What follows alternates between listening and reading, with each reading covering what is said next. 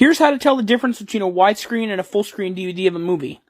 Now, this, of course, for a lot of movies only counts towards, like, sometimes they'll be, like, the single disc will be available in either format, and the 2-disc will be a widescreen only, and that's a whole different thing, but, like, I'm just talking about the single disc, whatever. This is The Dark Knight.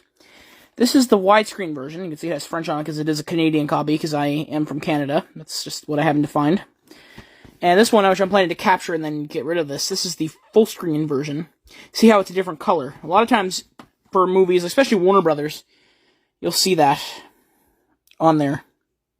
But for some companies, like Universal and Paramount, I think Paramount as well, like for a while.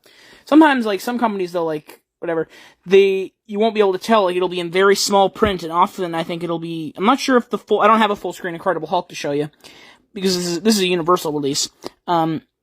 The widescreen down there, it's very small print, so you'd have to look really, really far.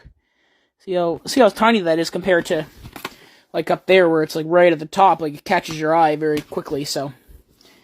I know, like, a lot of Universal DVDs, and I think Paramount would have them in very small print. And I know some DVDs from, like, the Back to the Future trilogy and the E.T. DVD, the only way you could find out whether it was widescreen or full screen was by a sticker on the packaging, like that was on the seal.